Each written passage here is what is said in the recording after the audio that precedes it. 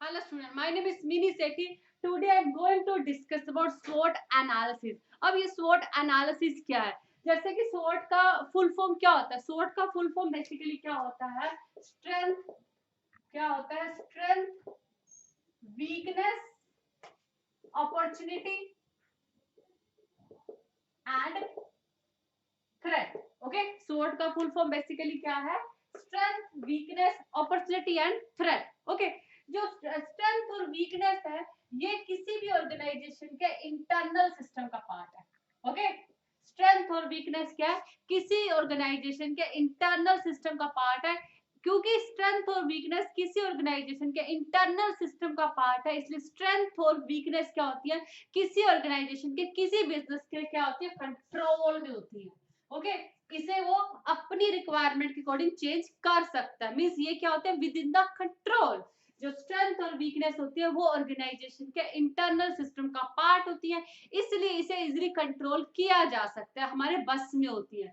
दूसरी तरफ अपॉर्चुनिटी और थ्रेट जो है वो ऑर्गेनाइजेशन की क्या होती है? एक्सटर्नल सिस्टम का पार्ट होती है. ओके, क्योंकि ये ऑर्गेनाइजेशन के एक्सटर्नल सिस्टम का पार्ट है, इसे एक ऑर्गेनाइजेशन चेंज तो नहीं कर सकता, लेकिन ये इसके बिजनेस को इन्फ्लुएंस करती है. इनके अकॉर्डिंग एक ऑर्गेनाइजेशन को चेंज होना पड़ता है, इन्हें भी उसे साथ लेके चलना पड़ता है अगर उसे अपने बिजनेस को आगे बढ़ाना है तो. ओके, तो इसमें क्या अपॉर्चुनिटी और थ्रेट क्या है? एक ऑर्गेनाइजेशन के एक्सटर्नल सिस्टम का पार्ट है, इसे ऑर्गेनाइजेशन चेंज तो नहीं कर सकता, ये ऑर्गेनाइजेशन के कंट्रोल में तो नहीं है, लेकिन इनके अकॉर्डिंग ऑर्गेनाइजेशन को खुद चेंज होना पड़ता है, क्योंकि अगर उसे अपना बिजनेस रन करना है तो ये इसके बिजनेस में क्या इंपॉर्टेंट रोल प्ले करती है. ओके, स्ट्रेंथ और वीकनेस इंटरनल ऑर्गेनाइजेशन का पार्ट है, अपॉर्चुनिटी और थ्रेट एक्सटर्नल का पार्ट है जो कि अनकंट्रोलेबल है. ठीक है जी. अब हम डिटेल में डिस्कस कर लेते हैं एक्चुअल में स्ट्रेंथ और वीकनेस होती क्या. अब हम एप्पल का एग्जांपल लेके चलेंगे, उसकी स्ट्रेंथ क्या है, वीकनेस क्या, सभी पॉइंट्स में. ओके, तो सबसे पहले हम बात कर लेते हैं स्ट्रेंथ की. ओके, स्ट्रेंथ क्या हो सकती है? एक कंपनी का प्रोडक्ट यूनिक है, ठीक है, कॉम्पिटिटर के कंपैरेटिव मेरा प्रोडक्ट यूनिक है, उसके फीचर्स यूनिक है, उसका लुक यूनिक है. ठीक है, तो मेरे ये क्या है? मेरी एक एडवांटेज है, ये क्या है? मेरी स्ट्रेंथ है. मेरी ब्रांड रिकॉग्निशन बड़ी अच्छी है.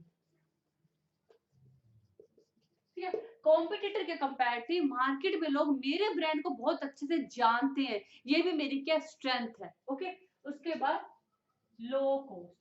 देखो, ब्रांड रिकॉग्निशन बहुत जरूरी है, ब्रांड अवेयरनेस बहुत जरूरी है. ठीक है, मान लीजिए कोई बंदा आज वो प्रोडक्ट नहीं खरीदा, उसकी एक बंदा उसकी कैपेसिटी नहीं है आज वो मर्सिडी खरीद सके, लेकिन कम से कम वो अवेयर तो है ना कि मर्सिडी रोड पे चल रही है, जब उसके पास पैसे होंगे वो खरीद लेगा. तो इसलिए ब्रांड अवेयरनेस बहुत जरूरी है. एक बंदा है उसकी आज हेयर फॉल प्रॉब्लम नहीं है, इन फ्यूचर में मान लो उसको हेयर फॉल प्रॉब्लम हो जाए, कम से कम वो अवेयर तो है ना ये वाला शैम्पू मार्केट में अवेलेबल है, मैं इसे इसे यूज करके अपनी हेयर फॉल प्रॉब्लम को दूर कर सकता हूँ. ठीक है, तो ब्रांड अवेयरनेस बहुत चीज है, ब्रांड रिकॉग्निशन बहुत बड़ी चीज है. ठीक है, तो ब्रांड अगर रिकॉग्निशन किसी कंपनी का है तो वो कंपनी की क्या बहुत बड़ी स्ट्रेंथ है. लो कॉस्ट, कॉम्पिटिटर के कंपैरेटिव मेरे प्रोडक्ट की कॉस्ट क्या लो है, मेरा प्रोडक्ट लो कॉस्ट पे बनता है. अगर मान लो ज्यादा कंपटीशन हुआ तो मैं इजिली प्राइस कम कर सकता हूँ, फिर भी मैं इतने ज्यादा घाटे में नहीं रहूंगा क्योंकि मेरी कंपनी की कॉस्ट कम है, मेरे पास स्किल एम्प्लॉयड है, ये भी क्या है? मेरी स्ट्रेंथ है.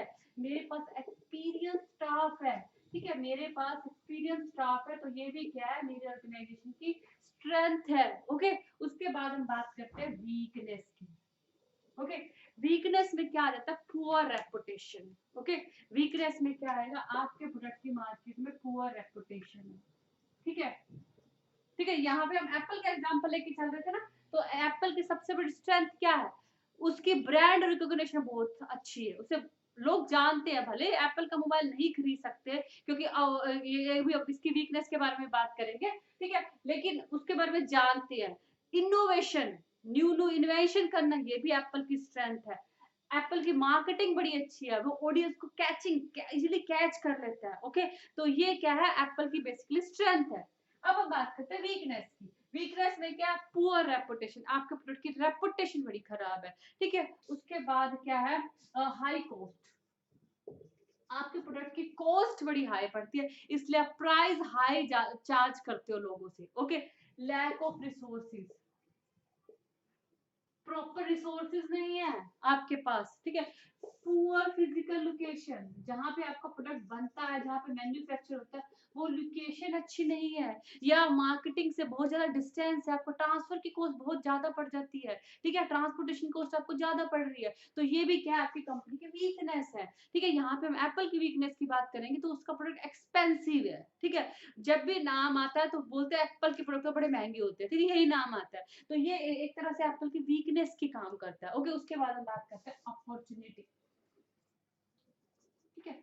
अपॉर्चुनिटी जो कि एक्सटर्नल एनवायरनमेंट का पार्ट है, ठीक है, थ्रेट भी एक्सटर्नल का पार्ट है।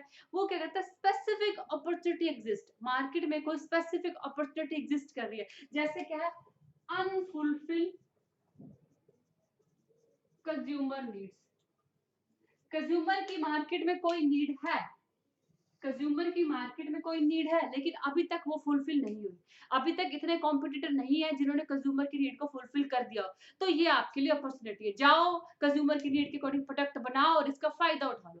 जैसे क्या है, मार्केट में मान लो आजकल मार्केट में ओबेसिटी की प्रॉब्लम बहुत चल गई है, ठीक है, लोगों में मोटापा बहुत आ रहा है, ठीक है, तो सेडेंट्री लाइफस्टाइल हो गया है, ठीक है, तो आप क्या करते हो, कुछ ऐसा प्रोडक्ट लॉन्च कर देते हो, जैसे मान लो ऑर्गेनिक टी बना दो, जैसे ग्रीन टी आपने बना दी, या कोई ऐसा ऑर्गेनिक प्रोडक्ट लॉन्च कर दिया, तो वो कंज्यूमर की क्या अनफुलफिल नीड है, क्योंकि कंज्यूमर भाग रहा है अपनी ओबेसिटी को दूर करने के लिए, ठीक है, उसे कोई ऐसा प्रोडक्ट मिले जिससे वो अपनी ओबेसिटी को दूर कर सके, और आप ऐसा कोई प्रोडक्ट लॉन्च कर देते हो, तो आप उस टाइम पीरियड में क्या कर रहे हो, कंज्यूमर की अनफुलफिल नीड को पूरा कर रहे हो। जैसे मान लो बहुत सारे कंज्यूमर को हेयर फॉल प्रॉब्लम चल रही है, लेकिन मार्केट में ऐसे प्रोडक्ट अवेलेबल नहीं है, या बहुत कम ऐसे प्रोडक्ट अवेलेबल है जो कंज्यूमर की इस नीड को फुलफिल कर सके। आप जाते हो हेयर फॉल की ऐसे कोई क्रीम लॉन्च कर देते हो, हेयर फॉल वाला ऑयल लॉन्च कर देते हो, जिससे आप हेयर फॉल की प्रॉब्लम को दूर कर सको, तो आपने क्या किया, उस अपॉर्चुनिटी का फायदा उठा लिया, ठीक है। तो क्या बोलते हैं, कंज्यूमर की कोई अनफुलफिल्ड नीड है, वो आपके लिए अपॉर्चुनिटी है, उसे पूरा करो, उससे रिलेटेड प्रोडक्ट बनाओ, ठीक है, तो ये एज अ अपॉर्चुनिटी काम करता है। उसके बाद